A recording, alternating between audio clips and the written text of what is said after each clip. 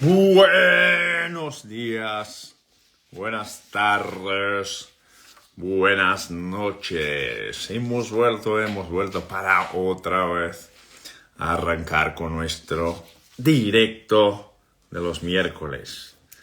Ya sabéis, ¿verdad? El mejor día de la semana. Miércoles es el mejor día de la semana porque al final es un directo de SNA. Por esto tenemos nuestro directos de SNA, el mejor día de la semana. Muy bien, bienvenidos, bienvenidas. Hoy tenemos mucho que hablar, Albertino. Buenas tardes, mucho que hablar. Isabel me dijo que ok, Isabel, súper, tremendo. También te quiero. Isabel es mi hermana, es nuestro soporte que está en todos los grupos.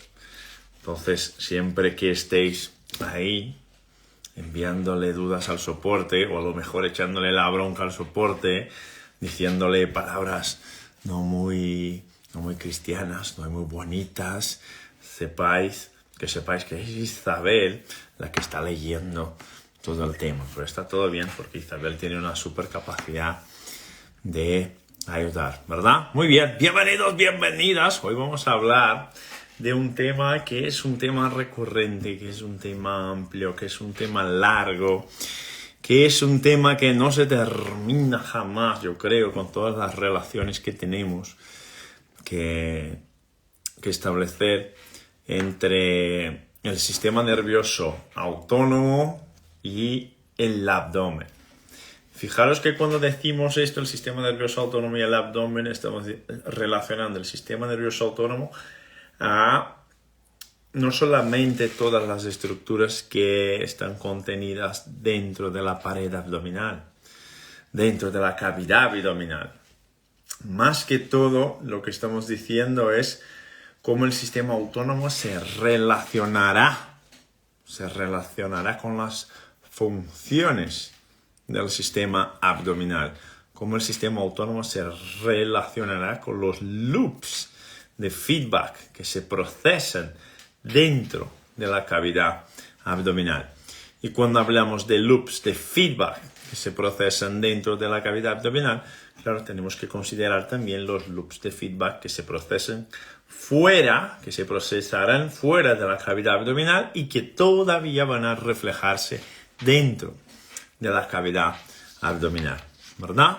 Entonces tenemos ahí un montón de cosas que relacionar, ¿verdad? Muy bien, pero antes, fijaros que tengo aquí una lista, que Ruby me dio una lista de cosas que tengo que hablar, porque eventualmente se me olvida de hablar de las cosas. Entonces, bueno, la primera de ellas, vamos a ver la primera de ellas. Hay dos papers en Telegram, en el grupo de Telegram, que tú puedes acceder ahí al grupo de Telegram y descargarlos, donde uno de ellos habla de las funciones viscerales, de la estabilidad postural y de sus relaciones con el diafragma. ¿Y por qué estamos hablando del diafragma? Porque una parte del directo habla de cavidad abdominal. ¿Te recuerdas? Y el diafragma, ¿qué hace? Pues establece una relación de presiones con la cavidad abdominal, así que el diafragma es fundamental en esta gestión. Así que tenemos ahí un paper que habla del diafragma, de la estabilidad postural y de las funciones viscerales. Y tenemos un otro paper que habla del estreñimiento, de la desorganización autonómica y de la patología de la enfermedad de Parkinson, ¿vale? Entonces, estos dos papers ya están disponibles en Telegram para que tú puedas descargarlos. Si no estás en el grupo de Telegram, me dijo Isabel que lo único que tú tienes que hacer es escribir aquí, como un comentario, la palabra Telegram. Y al escribir la palabra Telegram, te llegará un enlace y ahí puedes inscribirte en el grupo de Telegram, ¿vale? Pues muy bien, aviso 1, listo. Y ya sabéis, como Ruby me dijo aquí, que tenemos el evento Descomplicando el Nervio Vago. Por cierto, hoy estuve toda la tarde Estuve toda la tarde grabando el tema de la jornada que vamos a tener en mayo, ¿vale? Estuve toda la tarde grabando el tema de la jornada que vamos a tener en mayo. ¿Qué es la jornada que vamos a tener en mayo? Se llama Descomplicando el nervio vago. ¿Ok? Se llama Descomplicando el nervio vago. Entonces, Ruby dijo, no, aquí al final de la clase pueden escribir en las historias de Instagram, pero ¿en qué historia? ¿En qué historia, Ruby? ¿En qué historia? En cualquier historia. Escribimos Telegram en cualquier historia y saldrá. Isabel, me lo has explicado mal. Ya, la gente ya te va a echar la bronca, pero como es algo que tú tienes que gestionar, te lo dejo a ti. Entonces, hoy estuve toda la tarde grabando Descomplicando el nervio vago. Parte de los vídeos para Descomplicando el nervio vago. Entonces, ya aprovecho la oportunidad para invitarles a la jornada que será en el 9, 10 y 11 de mayo, Descomplicando el nervio vago, que será por YouTube. Y si quieres recibir el enlace, porque todavía no estás suscrito, tienes que escribir aquí. Ahora es aquí, Isabel. Tienes que escribir aquí abajo en los comentarios enlace.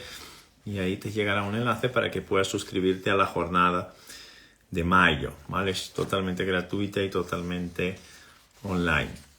Muy bien. Luego Ruby me dijo más cosas. Me dijo que tenemos, pues entonces, enlace. Tú escribes aquí para inscribirte para las jornadas de mayo, 9, 10 y 11, ¿vale? Luego Ruby me dijo que tenemos el Healing, la experiencia Healing, un movimiento puede cambiar toda tu vida, que es este programa que hacemos de una semana para un reseteo mental, para de verdad llevarte a otro nivel, un reseteo físico, un reseteo mental, en un hotel, una finca rural que estamos alquilando en Cercedilla, en la Sierra de Madrid. Solamente para nosotros, solamente para trabajar con las personas que estarán con nosotros. Será un grupo pequeñito, así que envíale un mensaje a Ruby si quieres participar del Healing. Un movimiento puede cambiar toda tu vida y será un placer disfrutar contigo de todo este proceso de transformación, ¿vale? Luego habéis visto en las historias que en julio vamos a tener el Congreso Internacional, el segundo Congreso Internacional de SNA Integrativo Online, que estaba organizando hoy con Nacho, que está en Italia, y ya piensa no venir a España, al final le ha gustado Italia. Las dudas, el SNA avanzado arranca en septiembre, para quienes nos hayan preguntado, ¿vale? Y luego los presenciales los tenemos fechas ya para Chile, Costa Rica, Colombia, México, Brasil. Y estamos buscando la fecha para Argentina, me dijo Ruby. Y listo, y ahora podemos arrancar porque ya es suficiente, Ruby. Wow, esto es casi un directo. Bien, muy bien.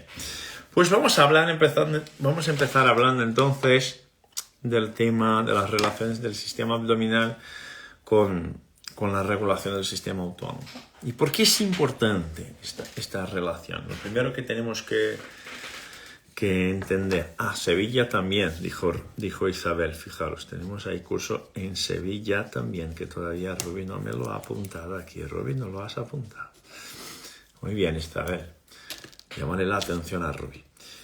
Entonces, ¿por qué es tan importante el tema de la pared abdominal cuando hablamos del sistema nervioso autónomo, ¿no? Cuando hablamos de la regulación de nuestra gestión emocional, cuando hablamos de la gestión de nuestro sistema cardiovascular, cuando hablamos de la gestión de nuestro sistema endocrino, de nuestro sistema metabólico, de nuestro sistema pélvico o simplemente de nuestro sistema gastrointestinal.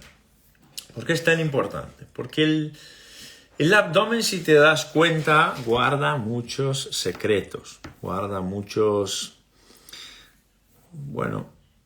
escapadas nocturnas, ¿no? Que tenemos de la habitación a la cocina, con la nevera, nuestra relación con la nevera. El abdomen guarda mucho de esta información que tenemos ahí. Pero, sin bromas, uno de los puntos principales de cuando hablamos de abdomen es que la mayor parte de la cavidad abdominal recibe una inervación que es predominantemente vagal, ¿ok? Predominantemente vagal. Y esto es importante, pues esto es muy importante porque al final, cuando hablamos de disfunciones autonómicas, estamos hablando de disfunciones de ejes de regulación. Y uno de estos ejes de regulación es justamente el eje parasimpático, el eje vagal. Muy bien. Entonces, fíjate qué interesante. Hay una prueba sencilla para saber si tenemos un riesgo aumentado, por ejemplo, de desarrollar condiciones cardiovasculares o de desarrollar condiciones neurodegenerativas o cardiometabólicas o endocrinas, que es hacer el cálculo del índice cintura-cadera. ¿Os suena? El índice cintura-cadera, hacemos una verificación del punto más delgadito del abdomen y hacemos una verificación del punto más ancho de la pelvis, y dependiendo de las métricas que tengamos ahí, esto ya señala que la relación, este ratio, ya puede señalar que probablemente somos candidatos a desarrollar condiciones cardíacas, vasculares, endocrinas, metabólicas, neurológicas, etc. Bien, pues fijaros, es un punto. Cuando decimos que alguien está obeso o está gordito, esto ya empieza también a llevar nuestra cabeza para un tema de alteración de la regulación de los mecanismos de control homeostático, alteración de la regulación de los mecanismos de regulación metabólica, ¿no? Antiguamente mi abuela decía que si un niño estaba gordito, que esto era salud, pero hoy ya no es salud. Ya sabemos que hoy no es salud, que un niño esté gordito ya no es salud. Ya sabemos que si un niño está gordito porque está comiendo muchos procesados y todo esto, lo que está pasando de verdad es que está teniendo un proceso de inflamación brutal que le está generando cambios en toda la microbiota gastrointestinal, está generando cambios en todos los tejidos del sistema abdominal, le está subiendo la resistencia a la insulina ya temprano en la vida, le está aumentando el tono de la pared de las arterias, la resistencia vascular periférica, le hace más débil, altera la calidad del sueño, todo esto que va pasando ahí abajo, lo que suele producir es este efecto, ¿no? Estos efectos en cascada. Bien, ¿y por qué produce este efecto? ¿Por qué produce esta respuesta? Porque ahí dentro del abdomen tenemos una cantidad de tejido linfoide, de tejido del sistema inmune, que es tremenda, es muy grande. La cantidad de tejido linfoide que tenemos en el sistema gastrointestinal, por ejemplo, es la mayor que tenemos en el cuerpo. ¿Y dónde suele haber el tema inflamación de bajo grado? ¿Dónde solemos encontrarla primero? Bueno, solemos encontrarla primero principalmente ahí, en el abdomen, en la tripa, en la barriga, ¿no? Cuando vemos que la persona al despertarse, por ejemplo, ya se despierta con un poquito de hinchazón abdominal, ya se despierta con la tripa un poquito más prominente, ¿verdad? Entonces, esto es lo primero que nos llama la atención. Nos llama la atención si en plan estético, cuando miramos en el espejo, esto nos llama la atención. Nos llama la atención si somos clínicos, si somos terapeutas, porque lo primero que tú imaginas, si ves el paciente está gordito, es que hay una alteración del metabolismo y que también, además de la alteración del metabolismo, que hay alteraciones en sus niveles de actividad física, ¿verdad? Sus niveles de actividad física en general son bajitos, de manera que la mayor parte de los pacientes gorditos no tienen niveles mínimos de actividad física, así que los consideramos como sedentarios. ¿Sí o no? Se los considera como sedentarios. ¿Sí o no? ¿Me vais siguiendo, sí o no? ¿Vamos bien? Ok, ahí son características clínicas que vamos entendiendo cuando llega el paciente. Ok. Y fíjate qué interesante, porque una de las cosas para las personas para las parejas que llevan más tiempo casadas, una de las cosas que sabemos es que eventualmente una pareja va a protestar con la otra por el tema de los ronquidos por la noche, ¿no? Es que, mira, roncas muchísimo por la noche, no me dejas dormir. Y cuando suele pasar de que los ronquidos se hacen más audibles, ¿no? Cuando el volumen, los ruidos del ronquido son más fuertes. ¿Cuándo suele pasar esto? Bueno, principalmente cuando ganamos peso. O a lo mejor, fíjate, cuando comemos una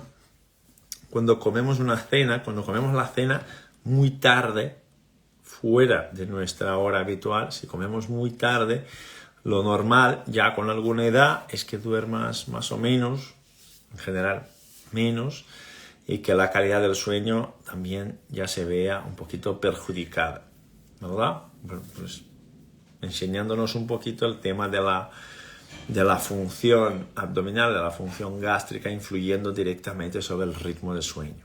Bien. Y esto es importante, pues esto es fundamental. ¿Por qué es fundamental, Luis? Porque cuando hablamos de sedentarismo, cuando hablamos de obesidad o cuando hablamos de sobrepeso, estamos hablando de un aumento de la concentración de tejido graso. Estamos hablando de aumento de concentración de un tejido que es muy inflamatorio, ¿ok? Los adipocitos son muy inflamatorios. Y cuando tenemos esta reacción inflamatoria por las células de grasa que se van acumulando en nuestro cuerpo, esto lo que suele generar es un aumento de la actividad periférica del sistema simpático, una alteración de la vascularización periférica, va generando pequeños cambios en la coloración de las estructuras, incluso en la coloración de la piel.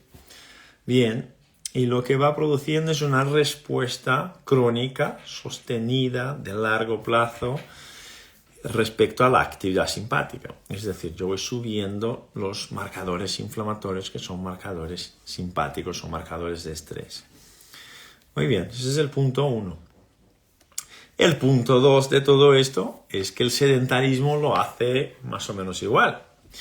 El hecho de que tú no estés trabajando los músculos ofrece menos posibilidades de adaptación al propio músculo, ofrece una mayor resistencia al sistema periférico, disminuye la respuesta vagal y aumenta muchísimo lo que llamamos de poscarga, aumenta muchísimo la resistencia vascular periférica, lo que conlleva a un aumento del esfuerzo cardíaco.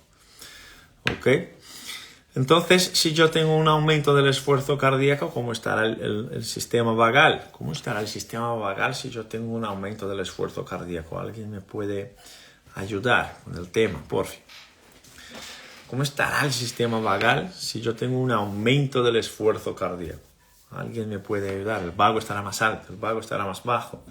¿Qué opináis? ¿Qué opináis, fenómenos? Decidme algo.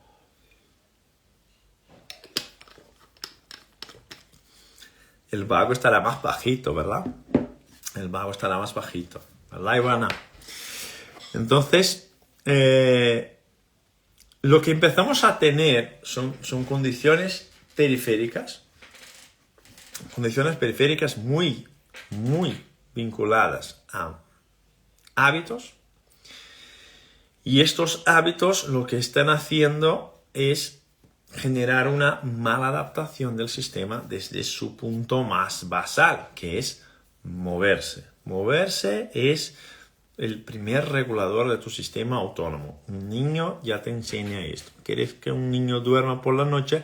Permítale que se mueva a lo largo del día. ¿Vale? Entonces empezamos ahí a tener compromisos de la regulación. Y estos primeros compromisos en la regulación tú no vas a ver como signos clínicos importantes, pero sí que vas a ver cambios en la función abdominal, cambios en la regulación abdominal. incluso cambios en la estabilidad postural. Cambios en la estabilidad postural. ¿Por qué cambios en la estabilidad postural, Luis? Porque cuando empezamos a concentrar marcadores inflamatorios, cuando empezamos a hincharnos un poquito más, lo normal es que el cuerpo empiece a funcionar en un ritmo diferente. ¿Qué ritmo diferente? Pues cuando tenemos un aumento de los marcadores inflamatorios en el cuerpo, por ejemplo, en este momento en el sistema abdominal, ¿qué suele pasar, por ejemplo? Ivana me puede ayudar con este tema porque Ivana es una experta ya en el tema, es maestra en este tema. ¿Qué suele pasar con la frecuencia cardíaca? Y por cierto, Ivana hizo un post muy bueno otro día. Felicidades, Ivana, por el post que ha subido a Instagram. Así que les recomiendo seguirle a Ivana Araújo, que está ahí en el chat, volando. Entonces, ¿qué suele pasar con la frecuencia cardíaca cuando tenemos más marcadores inflamatorios en nuestro cuerpo? ¿Qué suele pasar con la frecuencia cardíaca? ¿Alguien me puede ayudar? ¿Suele subir? ¿Suele bajar? ¿Qué suele pasar con la frecuencia cardíaca? Si estamos más inflamados, lo normal es que el cuerpo se adapte para una respuesta proinflamatoria, ¿verdad? Subiendo la frecuencia cardíaca, como dijo Ivana, como dijo Andrea, como dijo Chris. Y mientras subimos la frecuencia cardíaca, fíjate que nuestro cuerpo empieza a recibir estímulos, nuestro sistema central empieza a recibir estímulos de lucha y huida, ¿no? Es obvio que empieza a recibir estímulos de lucha y huida. ¿Cómo que empieza a recibir estímulos de lucha y huida, Luis? Claro, porque ¿cómo está tu corazón? Latiendo más fuerte. Tú empiezas a sentir los latidos cardíacos y al sentirlos, lo que pasa es que tu sistema empieza a percibir que el ritmo cardíaco se disparó. Si se dispara el ritmo cardíaco, ¿qué estamos pasando? Pues estamos pasando por una situación de estrés. Eso es lo más clásico de los clásicos. Y luego lo que esto va a producir, y estamos hablando de algo que arrancó ahí en el abdomen, lo que esto va a producir es un aumento, obviamente, de la frecuencia respiratoria. ¿Vale? Lo que esto va a producir, o sí, que es característico de la respuesta de lucha y huida, es un aumento de la frecuencia respiratoria. Así que vamos a ventilar más veces en un minuto y no menos. ¿Ok? Y si tú ventilas más veces en un minuto, un ansioso lo sabe, una persona que tiene a alguien en la familia que tiene crisis de ansiedad lo sabe, que algunos, un pródromo, por ejemplo, de la ansiedad es justo que uno empiece a percibir que la frecuencia cardíaca está más rápida, que le cuesta más respirar, o a lo mejor que le está generando más esfuerzo cumplir con un ciclo respiratorio. Le está costando más esfuerzo calmar la frecuencia cardíaca, calmar la frecuencia respiratoria, ralentizar el ritmo cardíaco. ¿Ok? Entonces, ¿qué suele pasar cuando tenemos un aumento de la frecuencia cardíaca? ¿El movimiento diafragmático es un movimiento más amplio o el movimiento diafragmático es un movimiento más corto? Yo les pregunto.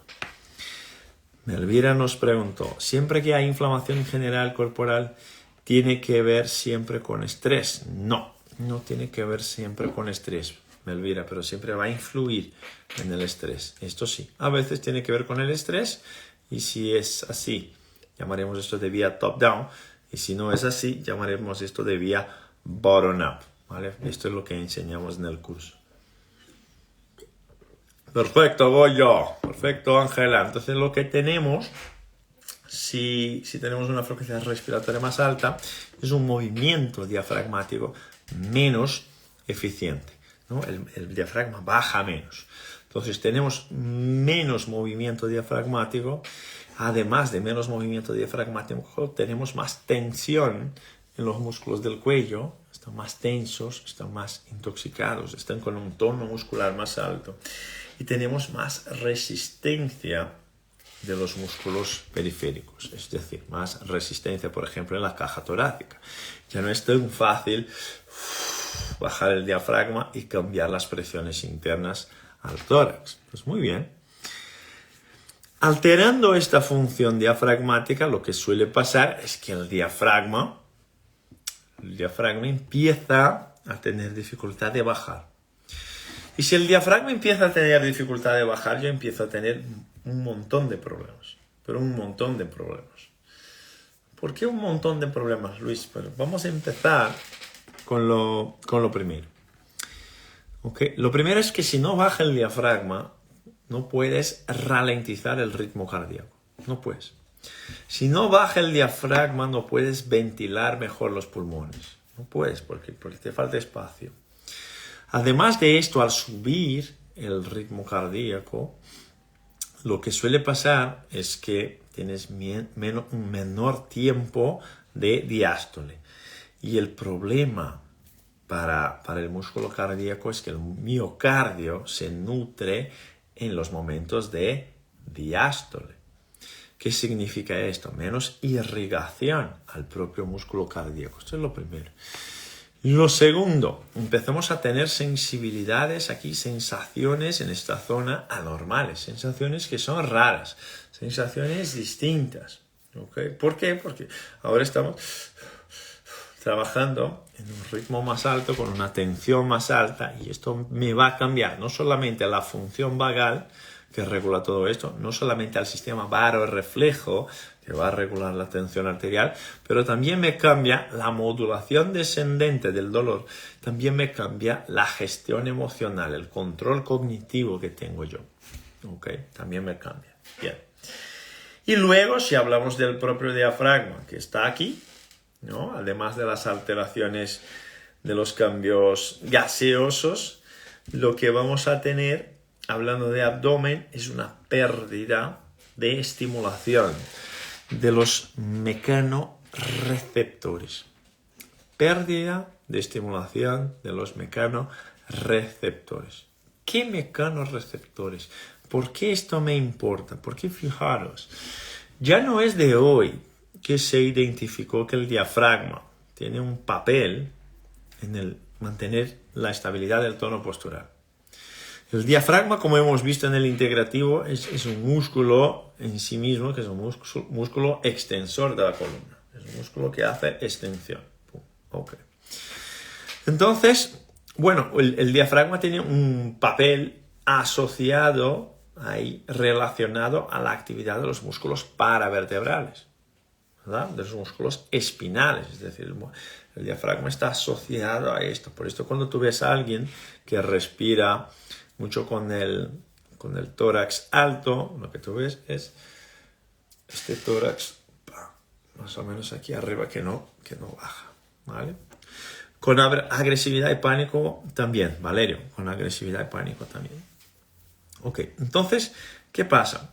Este movimiento mecánico del diafragma tiene un papel fundamental en la regulación de nuestro sistema autónomo y tiene un papel fundamental en la regulación del metabolismo del páncreas, del metabolismo del hígado, del metabolismo gastrointestinal, pero también tiene un papel importante en el propio sistema entérico, por el tema del sistema gastrointestinal, de la absorción de nutrientes, de la conservación del sistema de barreras y todo esto, pero tiene otra función. Y si trabajas con algún tipo de posturología, de abordaje de posturología, lo sabes, tiene otra función, que es una función de estabilidad postural. El diafragma tiene este papel de estabilidad postural.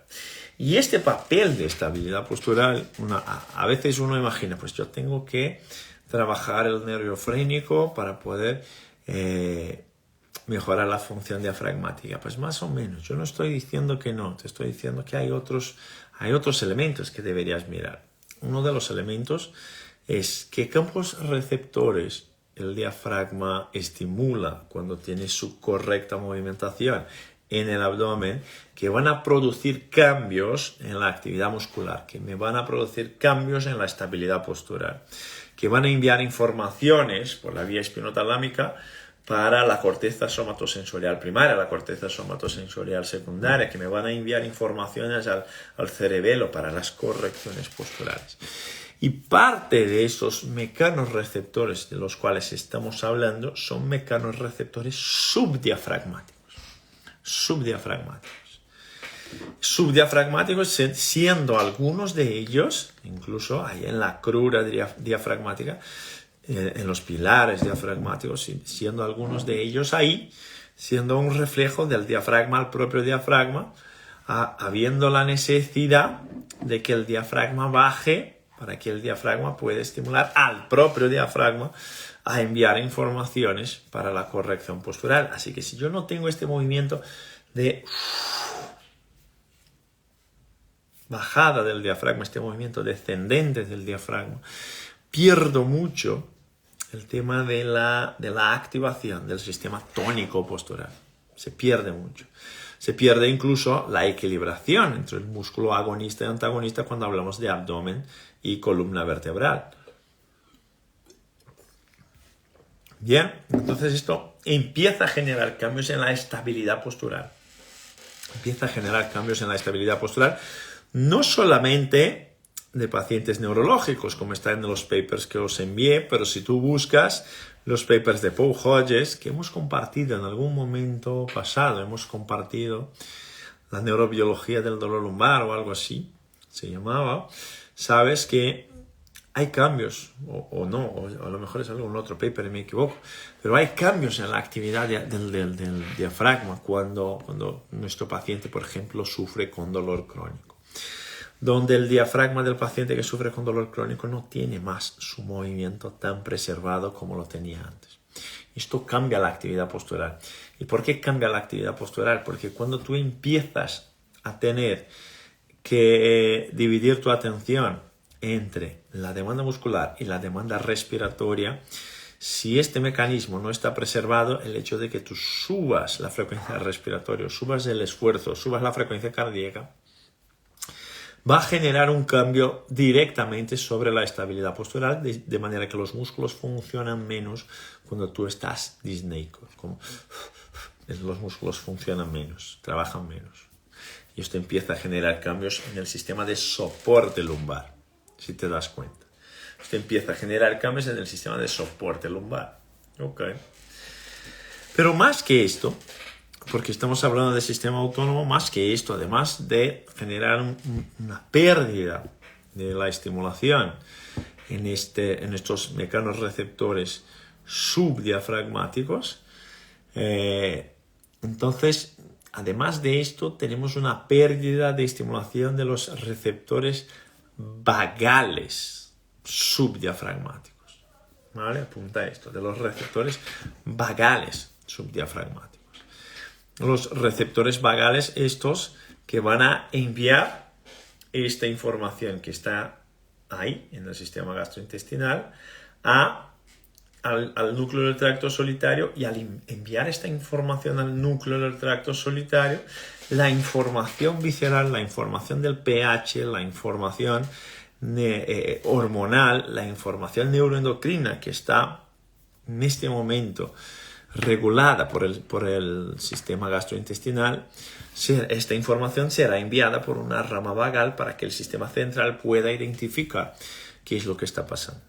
¿Vale? ¿Qué es lo que ya estamos saciados, o seguimos teniendo hambre, o no, a lo mejor tenemos mucho azúcar en sangre, o no, a lo mejor hay mucha leptina o hay mucha grelina, y voy modulando entonces mi sistema metabólico, mi sistema energético, de acuerdo con la información que este vago capta ahí abajo. Pero claro, si yo tengo pérdida de estos mecanorreceptores vagales subdiafragmáticos, lo que pasa es que incluso esta información metabólica empieza a sufrir cambios, y empieza a sufrir cambios porque el metabolismo local, la velocidad de la circulación local, no es la mejor posible, no es la mejor disponible. Así que empiezo a tener pequeños, entre comillas, atascos en la vascularización peritoneal, y esto lo que va a producir son cambios en la regulación del metabolismo metabólico, o a lo mejor subiendo la resistencia a la insulina, o a lo mejor aumentando la glucosa circulante, o a lo mejor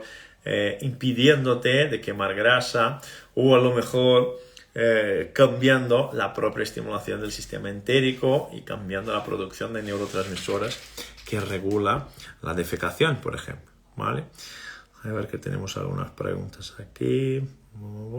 ¿Hay alguna manera no mecánica de bajar el diafragma? No. Para bajar el diafragma tiene que ser mecánico. O sí, si no es mecánico es porque no es. Tratar las vísceras no baja el diafragma. Lo que baja el diafragma es el movimiento respiratorio. Hodges habla de los multífidos y transversos, pero ambos se activan con la presión del diafragma. Los multífidos, Kine Silva, los multífidos y transversos. No sé si es correcta la información que tienes. El multífido y el transverso se activan cuando hay perturbación del tronco, ¿okay? Cuando el cuerpo está en desequilibración. En los movimientos lentos y controlados, el multífido y el transverso no tienen por qué activarse, ¿vale? Quimio y barroreceptores vagales. Sartor, estamos hablando de lo que está aquí arriba. En este momento estamos hablando de lo que está aquí abajo, ¿vale? Entonces, fijaros que si tenemos este cambio que estamos hablando ahí, este cambio en las presiones, este cambio en los marcadores inflamatorios, este cambio en la pérdida de regulación de los receptores vagales y los receptores somáticos que tenemos ahí abajo, uno de los problemas que suele ocurrir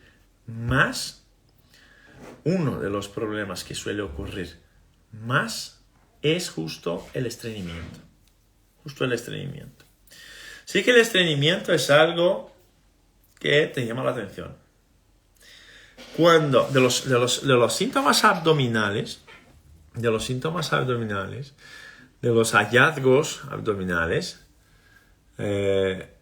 entonces los que más nos importan son los hallazgos relacionados a reflujo, por ejemplo, y reflujo gastroesofágico funcional, el H. pylori nos llama mucho la atención, el estreñimiento, la diarrea, la saciedad precoz o el constante hábito de estar comiendo.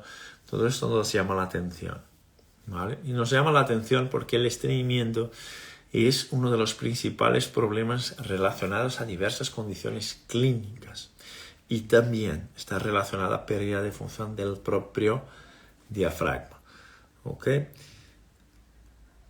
La Adela dijo, ¿cómo puede una persona respirar de manera adecuada si no puede respirar por la nariz? Inflamación post-long COVID. Tiene que hacer la rehabilitación respiratoria en este caso, ¿ok? Entonces, estábamos hablando del estreñimiento y fijaros qué interesante que en este paper que tenemos ahí, en el integrativo ya es algo que hablamos algunas veces, de que el estreñimiento, por ejemplo, es un pródromo, es un síntoma no motor del Parkinson que puede adelantar el diagnóstico del Parkinson en hasta 20 años. ¿Okay? Es un síntoma no motor que puede adelantar el diagnóstico del Parkinson en hasta 20 años. Entonces, cuando tú imagines en el Parkinson, en pacientes que sufren con la enfermedad de Parkinson, suele haber cambios en la actividad autonómica. Chris, si sigues por ahí, ¿me puedes ayudar con esto? Sartor, estructura gobierna la función. Andrew Taylor Still. Sartor, esto no podría estar más equivocado. La estructura jamás va a gobernar la función, ¿vale? Jamás va a gobernar la función. Y esto tú puedes identificar muy fácil en una mujer que entra en la menopausia y deja de caminar, que empieza con osteopenia. Si la estructura gobernara la función, no habría por qué haber osteopenia, no habría, porque no hubo cambio en la estructura. Lo que hubo fue un cambio en la función. Y cuando tú le devuelves la función de poner otra vez impacto en el hueso, empieza otra vez la estructura a recaptar el calcio. La estructura jamás va a gobernar la función. Por esto el dolor no tiene que ver con la estructura, ¿vale? Esto es un equívoco que la osteopatía afortunadamente lo va corrigiendo mientras va avanzando.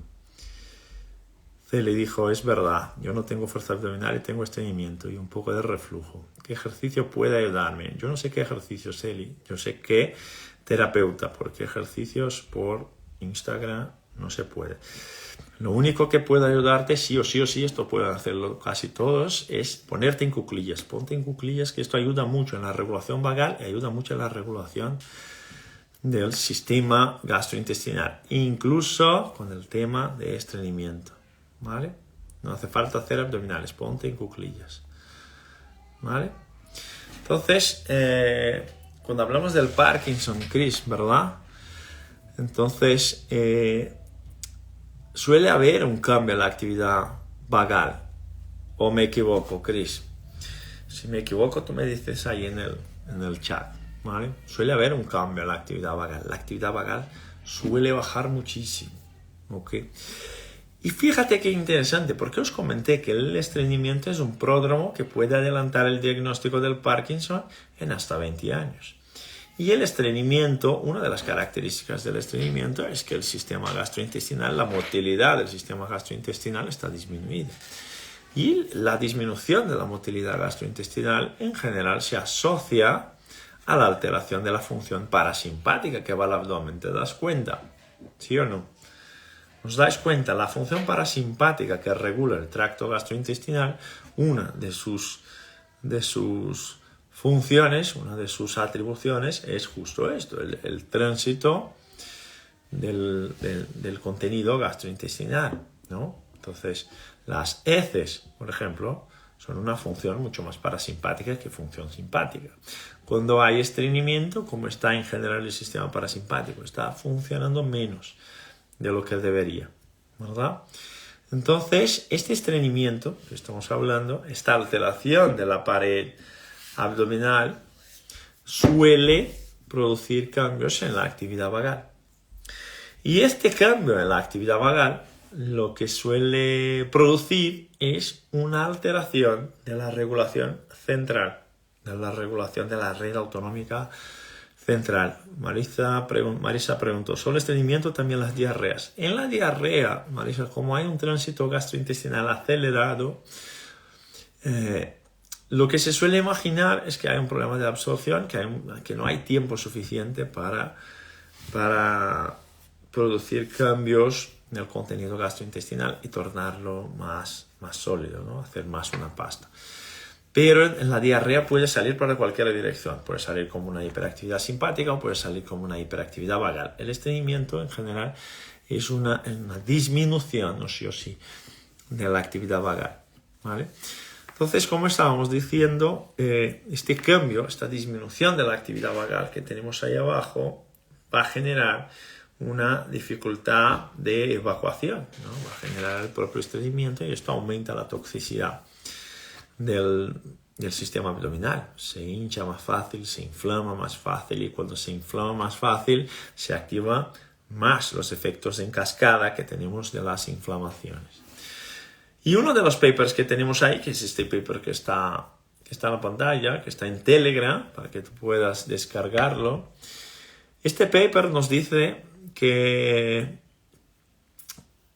hay una diferencia en los pacientes que sufren de Parkinson y sufren de estreñimiento y los pacientes que sufren con Parkinson sin todavía sufrir con estreñimiento. Hay una diferencia. Ángela, ¿la diarrea e hinchazón pueden influir en la rosácea? Seguramente sí, porque influyen en la permeabilidad de la barrera y la barrera gastrointestinal. La permeabilidad, la microbiota influyen directamente en la respuesta de la piel y del sistema inmune de la piel, ¿vale? El SALT, el Skin Associated Lymphoid Tissue. Pues fijaros lo que tenemos, que en el grupo de Parkinson, que sufre también de estreñimiento, algunas cosas han cambiado respecto al grupo de Parkinson que no sufre con estreñimiento. Por ejemplo, un tiempo de enfermedad más largo. El grupo que tiene estreñimiento ha tenido un tiempo de enfermedad más largo. Punto 1. ¿Okay? Punto 2. El grupo que sufre de estreñimiento, el grupo de Parkinson que sufre de estreñimiento, tiene un estado más severo. La severidad más alta de la condición neurológica, ¿vale? Síntomas motores mucho más severos. Síntomas motores mucho más severos. Y síntomas no motores también. Esto incluye la cognición y la regulación emocional. Los pacientes con Parkinson que sufrieron con estreñimiento también tuvieron una pérdida de la calidad del sueño y síntomas autonómicos mucho más severos. Y todo esto asociado, o sí, a la pérdida de función diafragmática. Toda esta alteración asociada a la pérdida de función diafragmática. Nos faltó añadir más fatiga, nos faltó añadir más síntomas de ansiedad y nos faltó añadir más síntomas de apatía. ¿Ok? Nos faltó añadir esto. A ver que tenemos algunas preguntas aquí. Y en las diarreas, ¿por qué puede tener hiperactivación simpática y parasimpática? ¿Por qué puede tener? Porque ahí el sistema autónomo es no lineal, ¿vale? Entonces, no se explica el mecanismo por lo cual tú puedes tener la respuesta A o la B. Se sabe que sí, porque se ha probado y se ve que en algunos pacientes va en una dirección A y en otros va más en una dirección B, ¿vale? La doctora Gracie dijo, es esperado que en adictos a la marihuana la RMSSD y la SDNN estén elevados. No, no es esperado, doctora. ¿Puede explicar sobre esto, please? Claro, no es esperado. Hemos tenido papers que han dicho que el tono vagal sí que estaría más alto, pero luego salió 1, 2, 3 más después que han dicho que no hubieron cambios en la RMSSD ni tampoco en la SDNN. Y otros papers, otras revisiones que salieron después, ya han contraindicado totalmente la utilización de la marihuana, incluso para temas de dolor y todo esto, si es posible gestionarlo de otra forma, porque empieza a generar neurodegeneración precoz, ¿vale? Esto no lo he dicho yo, quien lo ha dicho fueron los autores del paper de revisión y los podéis encontrar en el Instagram de Huberman Lab, que encuentres en Instagram, en YouTube, todo esto, que es un neurocientífico de Stanford, ¿vale? Muy bien. Entonces, el punto 1 es esta alteración de... Todas estas alteraciones, principalmente el estreñimiento que estamos hablando, empiezan a generar cambios en la regulación autonómica, empiezan a generar cambios en la regulación del propio sistema metabólico gastrointestinal. Empiezan a generar cambios en el estreñimiento, empiezan a generar cambios en la función pélvica, empiezan a generar cambios incluso en la regulación de la insulina, en la regulación del páncreas. ¿Cómo que me va a regular cambios en la regulación del páncreas? ¿No? ¿Por qué podría generar cambios en la regulación del páncreas? Porque como hemos visto hace algunos directos en el crosstalk del páncreas con el cerebro, hemos visto que hay muchas neuronas que salen del plexo entérico que se comunican de forma extraespinal con el páncreas. De manera que lo que pasa en el plexo entérico influye directamente sobre la regulación pancreática, influye directamente sobre la liberación o no de la insulina, ¿vale? De la glucosa, del glucagón, de lo que sea. Estas conexiones influyen directamente unas sobre las otras. Y claro, sabemos que una característica de tener una mayor resistencia periférica a la insulina, una de las características es que el sistema se pone en hiperactividad simpática. Y si el sistema está en hiperactividad simpática, ya tenemos ahí otra vez un cambio en la regulación del sistema autónomo que viene por una mala regulación de la función abdominal, ¿vale? Y bueno, y ahí uno tiene que darse cuenta de que si hay una mala regulación, y esto en general es una crítica que hacemos, si hay una mala regulación, que es lo que nuestros terapeutas, que es lo que un terapeuta que no es un cazador de cebras, que no es un águila, que no tiene la mirada ampliada, que es lo que suele pensar. Si hay estreñimiento, si hay alteración de la regulación de los mecanismos reguladores homeostáticos del metabolismo o los mecanismos reguladores homeostáticos de la glucosa o de la insulina, no sé qué, nuestra primera búsqueda es por una solución. ¿verdad? Nuestra primera búsqueda es, entonces, mientras haya esto, ¿qué hago yo? ¿Qué solución me ofreces, Luis? ¿No? ¿Qué solución me ofreces? ¿Verdad?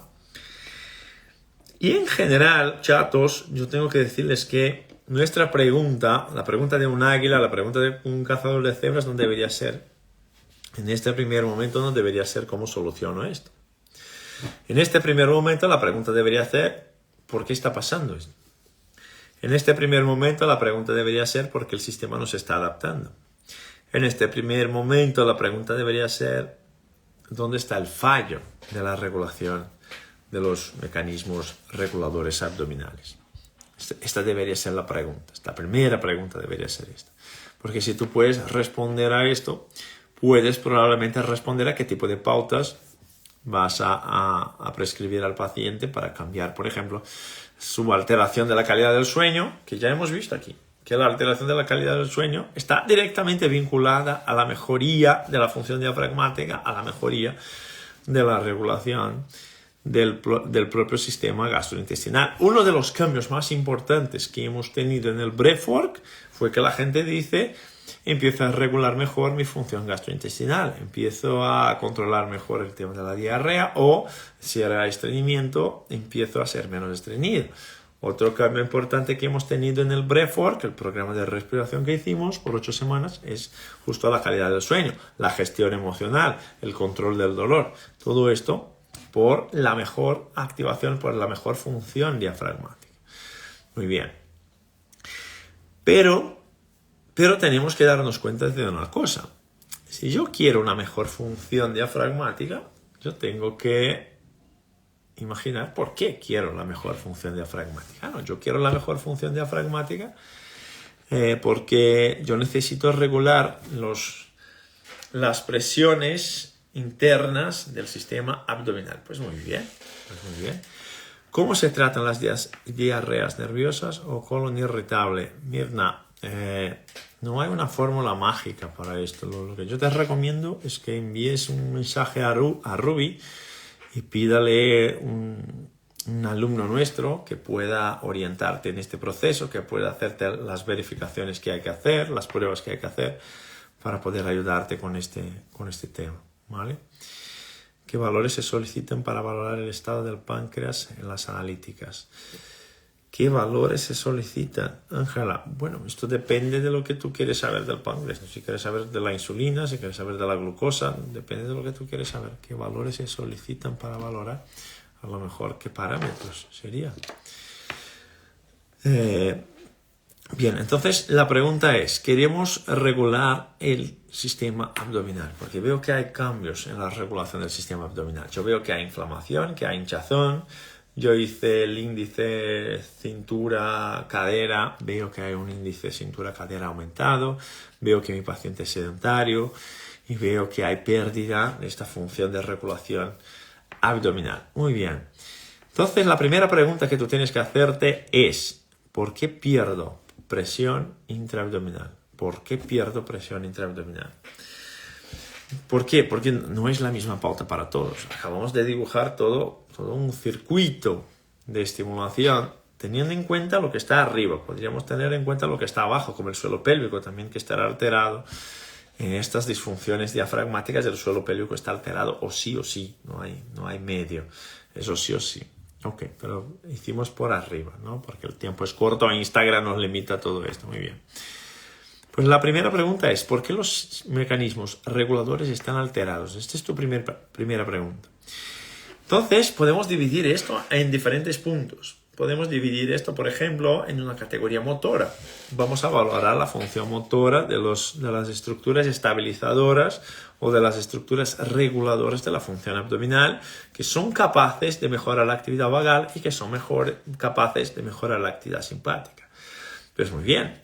Si estamos hablando de las estructuras motoras que son capaces de regular esta función abdominal, que son capaces de resetear esta equilibración de la presión intraabdominal y ayudarme con el tema del vago y ayudarme con el tema del simpático, ¿qué tenemos que pensar? ¿Cómo está la función motora del suelo pélvico? ¿Cómo está la función motora de los músculos de la pared anterolateral del abdomen, cómo está la función motora de los erectores espinales, cómo está la función motora del propio diafragma. Eso es lo primero que tenemos que pensar, cómo está la función motora. Si identificas, por ejemplo, que hay una debilidad de la musculatura ventilatoria, pues entonces tendrás que trabajar la musculatura ventilatoria. Si identificas que hay una pérdida de función de los mecanismos reguladores pélvicos, por ejemplo, incontinencia urinaria o hiperactividad vesical, tendrás que trabajar la parte urinaria, la parte vesical.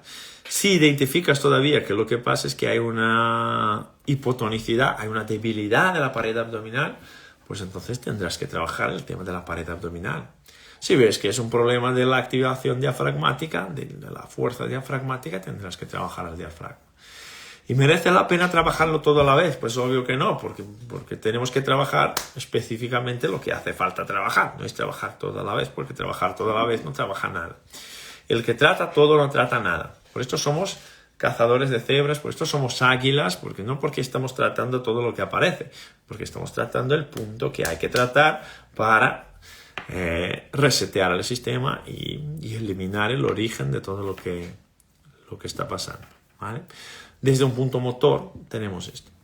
Desde un punto sensorial, si estás un poquito más listo, un poquito más pendiente del tema, desde un punto sensorial, por ejemplo, nos importa saber si hay bloating abdominal, por ejemplo. Porque el bloating abdominal es un reflejo viscerosomático alterado que pasa por una percepción alterada de la comida que entra y luego cambia la actividad diafragmática, motora, a partir de una alteración de la sensibilidad, no de la respuesta motora en sí mismo. Así que lo que tengo que resetear ahí es otra cosa.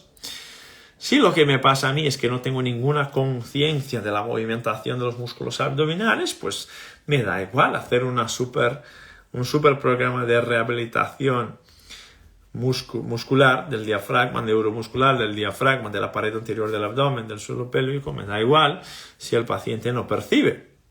¿Okay? El paciente no percibe la pared abdominal, si no sabe cómo contraer al transverso, si no sabe cómo contraer al periné, si no sabe cómo activar la caja torácica, si no sabe la fuerza inspiratoria, si no conoce la fuerza expiratoria, si no tiene esta sensibilidad, pues justo lo que vamos a tener que trabajar es la sensibilidad para que desarrolle estabilidad.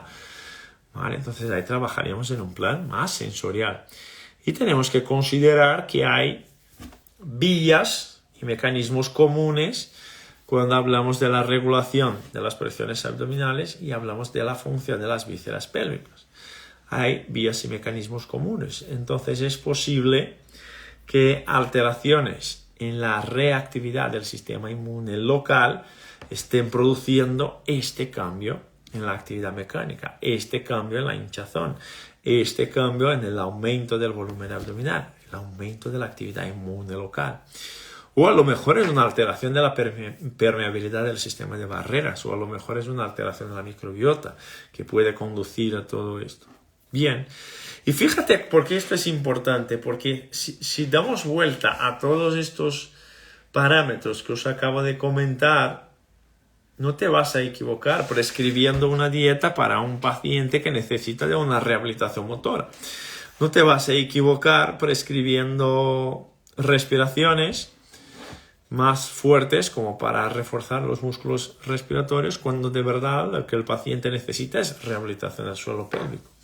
No vas a equivocarte si haces más o menos este razonamiento, ¿no? Se podría añadir algunas cositas ahí, pero si tú haces más o menos este razonamiento, no vas a equivocarte. Y sales de este bucle común, de este loop común de las personas que, pues si yo soy estreñido, lo que tengo que cambiar es que tengo que beber más agua y cambiar la dieta. Pero no, es que el estreñimiento tiene muchas otras cosas que ver. Tiene muchas otras cosas relacionadas al propio estreñimiento que no tienen que ver con la dieta. Pues entonces, si estás un poquito más pendiente de todo esto, a lo mejor regulas mejor la función autonómica de tu paciente, regulas mejor la función vagal de tu paciente, teniendo en cuenta, fíjate, pautas que ni siquiera son vagales. Teniendo en cuenta pautas que ni siquiera son vagales, pero que van a generar una adaptación vagal. ¿Sí o no? Sandra nos comentó, a mi niña le diagnosticaron gastroparesia debido a falla en el nervio vago. Perfecto. Le recetaron enzimas digestivas. ¿Cómo le puedo ayudar? Llevándole, Sandra, a un terapeuta nuestro que entienda qué es lo que tiene que hacer. Que sepa valorar a tu niña y que entienda qué es lo que tiene que hacer. ¿Tienes dudas? Envíanos un mensaje, envía un directo a Ruby.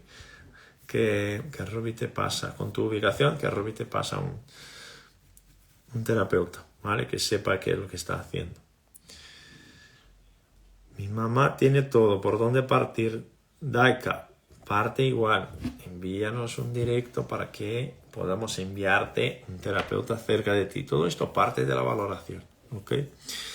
¿Y por qué esto es imprescindible? Porque si os dais cuenta, estamos hablando de pautas de regulación del sistema autónomo sin hablar todavía de estimular al propio sistema autónomo. Todo esto que estamos hablando de lo que nuestros alumnos tienen más dificultad, de lo que los terapeutas tienen más dificultad, que es darle condiciones al sistema de soporte, de ofrecer al sistema autónomo una buena condición de estimulación.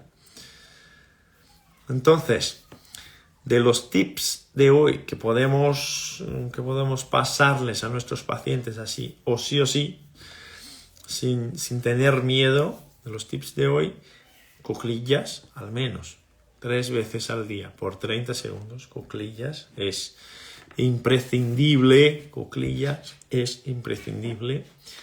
Movimentación, actividad física. No hace falta que sea un deporte, pero actividad física, que te muevas.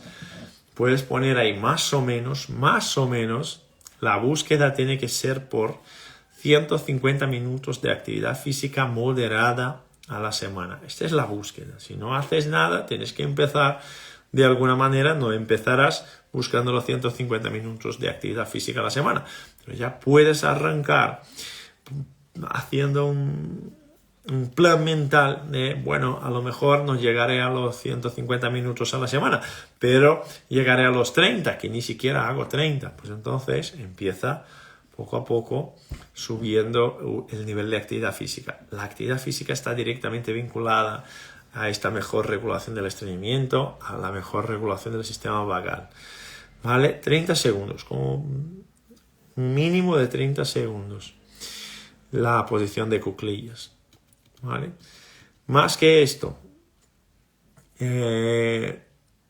agua es importante. Luego, ¿qué más? Técnicas respiratorias. No solamente técnicas respiratorias lentas, pero técnicas respiratorias de hiperventilación. Siempre consciente de tus sensaciones para que no pase nada raro, peligroso no, pero raro. ¿Ok? Técnicas de hiperventilación, técnicas de movimentación del tórax, técnicas de movimentación abdominal, en general suelen funcionar bastante bien, y en alguna persona u otra van a funcionar un poquito menos. Técnicas de entonación de la voz, como hacer una O y una M en el momento de la expiración, como así como hacer esto algunas veces al día. ¿Ok? Utilizar técnicas para estimular la salivación suele funcionar bastante bien también. ¿Vale? Suele funcionar bastante bien. Como nos enseñó Emilio López, el dentista de la nariz, un huesito de aceituna, que lo pongas en la boca y lo muerdas eventualmente, que lo rasques en el paladar, en el techo de la boca, para que puedas estimular la salivación y que para que esto pueda estimular la actividad esofágica, la actividad gástrica, y luego que pueda estimular el tránsito gastrointestinal. Bueno, eso también nos vale. Y meditación.